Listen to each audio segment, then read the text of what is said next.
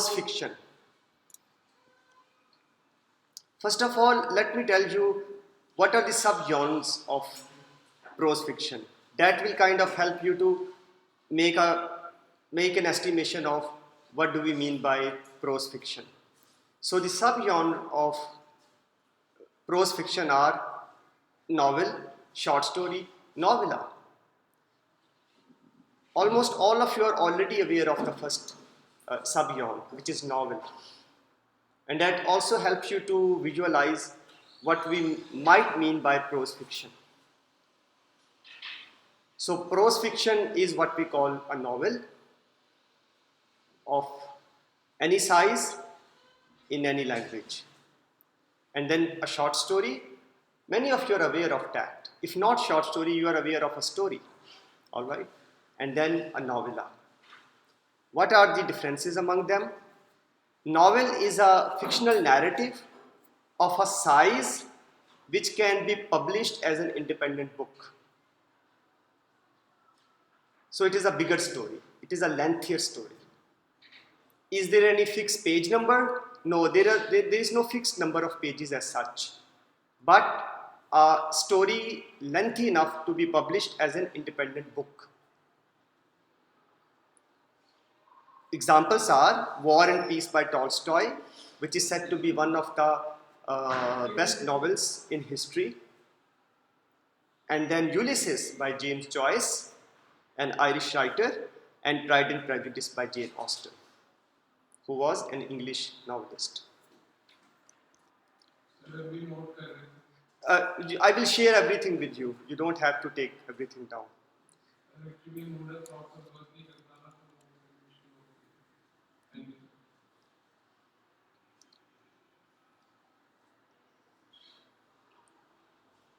I can also share the slides with you separately, not as a lecture, but slides in email. All right? I can do that. And then a short story. Short story is a narrative of small length that usually cannot be published as an independent book. The Telltale Heart by Edgar Allan Poe, well, it is just one example. There are thousands of examples out there of short stories. And then a novella. Novella is something between a novel and a short story. It is too big to be called a short story, but it is too little to be called a novel. Again, there are many examples. Somebody kept naming George Orwell in class. George Orwell wrote a book which is called Animal Farm. People call it a novella, okay? It is known to be a novella. But then one more example, more famous example is The Old Man and the Sea by Ernest Hemingway. Very popular novel. It is included in the graduation syllabus of Punjab University as well. This is said to be a novella. A page range for a novella is 80 to 100 pages. Now, you might have noticed that I have been using this word narrative. Same is the case with the author as well. He has been using the word narrative. So what do we mean by narrative? We have been saying a narrative which is too lengthy is a novel, a narrative which is of shorter length is a short story, a narrative which is of a medium length is a novella. So what this narrative is? So narrative is a sequence of events, fictional or non-fictional. Sorry for this typo, please fix it for yourself. Told or narrated by someone, the narrator to someone else. So there is a narrator who tells the story in such a manner that in the story the events are sequenced in an order. That sequence of the events is called the narrative.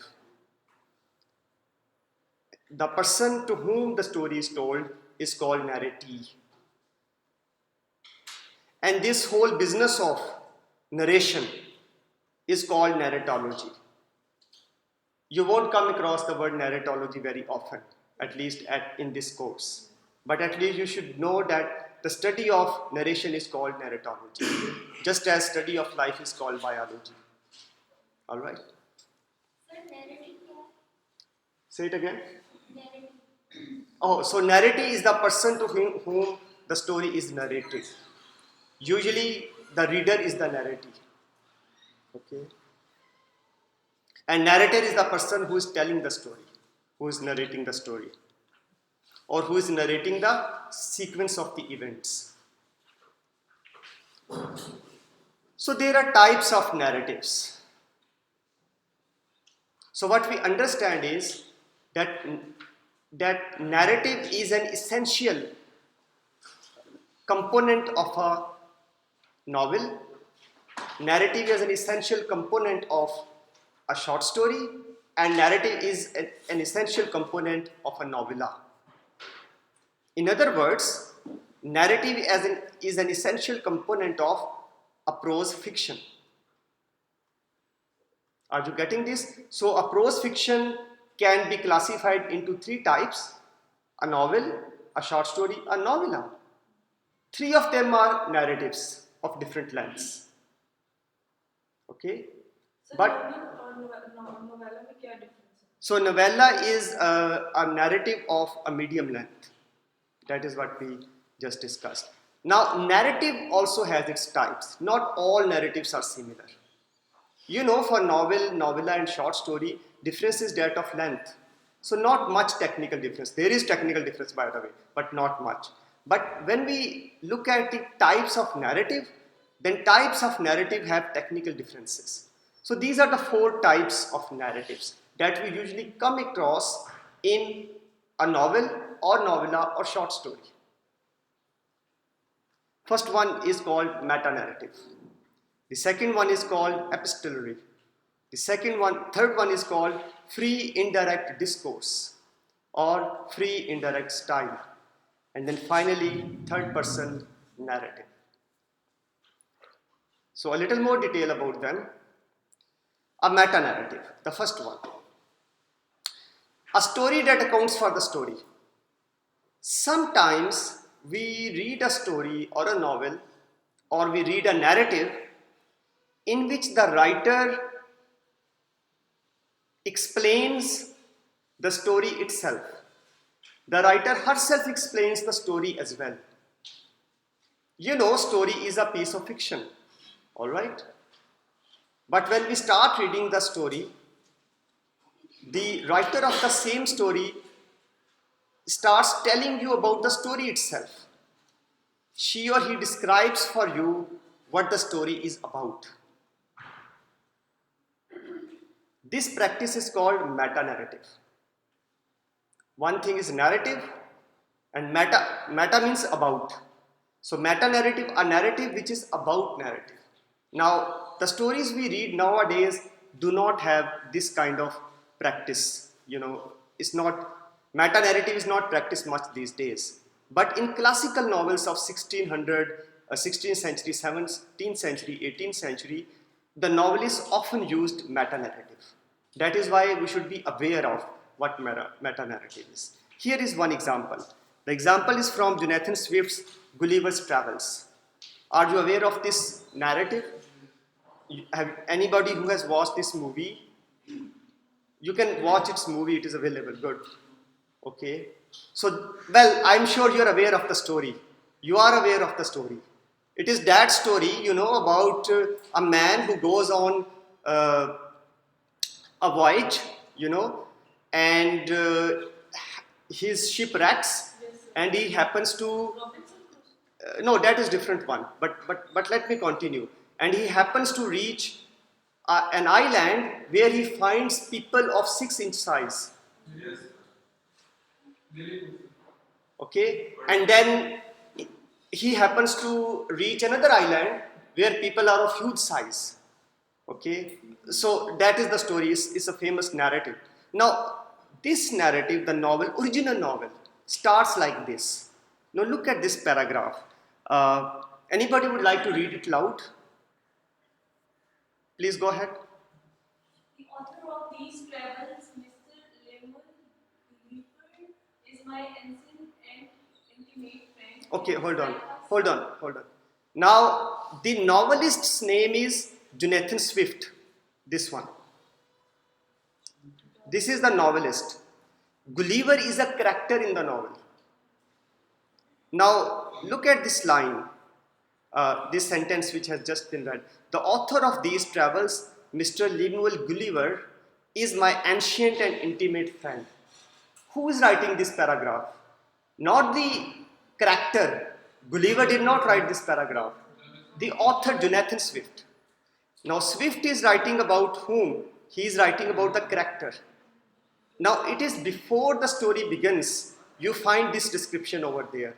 And the author is saying, the author of these travels, Gulliver's, so he is giving, the novelist is giving us this impression that the stories I am sharing with you, they actually have been written by somebody else whose name is Gulliver. But what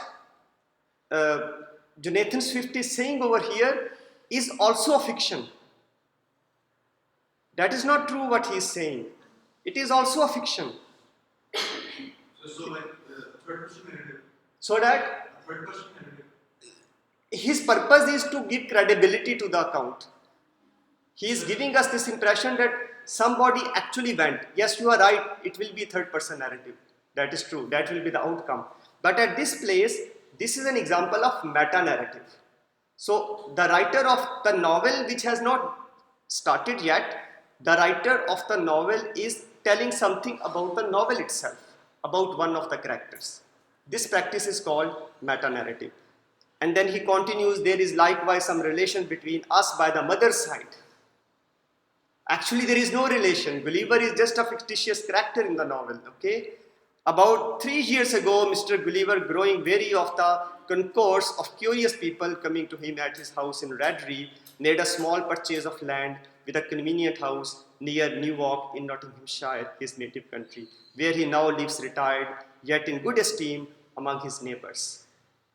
Actually, this person exists nowhere, okay? But Swift is just trying to introduce to us a character of the novel.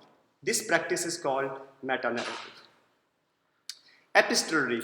This is another kind of narrative. It is in the form of letters. Exactly. Good. Very good. So epistolary is a novel or a narrative, not a novel, a narrative in which a lot of action takes place through letters. So characters are writing letters to each other, and in those letters they are telling big stories. And we as the readers are reading a novel. Okay, so characters are talking to each other through the letters, and that is how we get to know many things about the actions which take place in a novel. Epistolary again is not very popular these days, but it was very popular form of writing novel, writing narrative in 17, 18 and 19th century. So Pride and Prejudice is an example. So epistolary is epistle, the word E-P-I-S-T-L-E. Epistle means letter. The word epistle means letter. Okay. Now, sometimes the novelist introduces characters who write letters to each other. And those are very lengthy letters. Now, imagine you yourself writing a letter to one of your friends, okay, or maybe even one of your family members.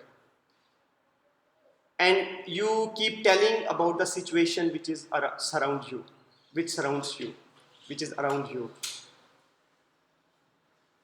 And the other person, when that person receives your letter, will read the letter and will get to know so much about you and about your life. All right? Now, if you are placed as a character in the novel and you still write that letter in such a manner that we as a readers read the book and we read your letter as well inside the book, okay? Now indirectly, even if it is just a letter, indirectly we are getting to know about you through that letter. It doesn't mean the whole novel is a letter, no, but letters are significant portion of the complete narrative. That is a kind of narrative in which we get to know about the narration through the letters which characters exchange with each other. All right?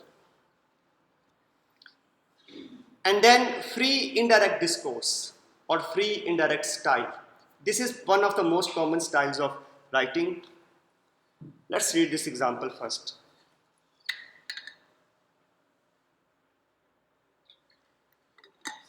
So it indirect message. No, it's not. Conveying this thought. Yes. Yes, thoughts are coming directly from the author. So free indirect discourse is where the novelist directly speaks to the reader, where the writer or novelist directly speaks to the reader. Now, if we read this example, their brother indeed was the only one of the party whom she could regard with any complacency. This is an extract from a novel. His anxiety for Jane was evident, and his attentions to herself most pleasing. And they prevented her feeling herself so much as intruder as she believed she was considered by the others. Now we are getting all this information not from any character but the novelist himself. So if in this manner the novelist gives us information about any character or set of characters, then we say that this kind of writing is indirect writing. Okay, it is indirect writing, and the writer is speaking to us directly to the readers. Third person narrative is the last one. Now this is kind of detached through the characters. Now you can contrast this kind of writing with this one, free indirect discourse. In this case, whatever information we get it through the characters. For example, Aknoko was well known throughout the 9 villages and even beyond.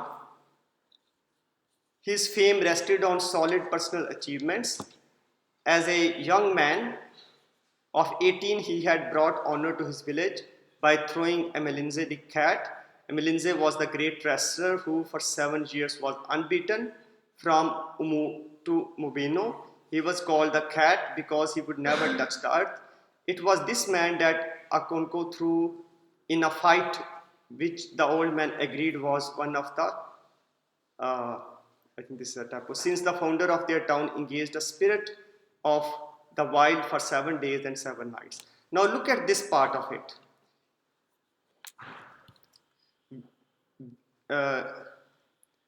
Which the old man agreed. So we are being told that the author is not sure about the information, but there are characters who agree on some information, and that information is being put in front of the readers, that is we. So the information is reaching to us through the characters, and the characters are either speaking or talking to each other or agreeing on something or disagreeing on something, and that information is reaching to us through those characters. This kind of narrative is called a third person narrative. Now what are the important components of narrative? Now before we jump to that, just a clarification.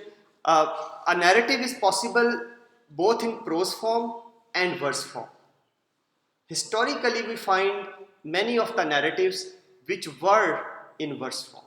Okay. Nowadays, most of the narratives are in prose form. All right. So after this clarification, these are the important components of a narrative. Number 1, plot. It is sequence of developments in a narrative or sequence of events. Yeah. A plot could be comic, it could be tragic. If it is comic, usually it has a happy ending. If it is tragic, usually it has an unhappy ending. And then another important component of a narrative is characters. A story or a novel or a novella always has characters in it. Those characters could be round characters, those characters could be flat characters. Round characters are the one who keep changing throughout the story. They might begin with a small child, but then the child grows up into an adult man, a kind of mature person. If that is the case, the character is round. But if the character is there just to fill the space, that kind of character is a flat character. And then finally, setting. All the narratives must have setting to it. That is where the action or the story is taking place. For example, War and Peace by Tolstoy, most of it takes place on battlefield. So battlefield is the setting for that. All right, but there could be another. For example, Jane Austen's novels, most of them have setting of drawing rooms. Most of the actions take place within drawing rooms. So setting is the context or situation in which the action takes place. So students, this is the end. This is just a sketchy introduction of narrative. Okay, at this stage, this is sufficient. Okay, for the sake of quiz 1. Later on, when we analyze a piece of fiction, we will discuss some of the critical terms that we need to understand in order to analyze a fictional piece of fiction.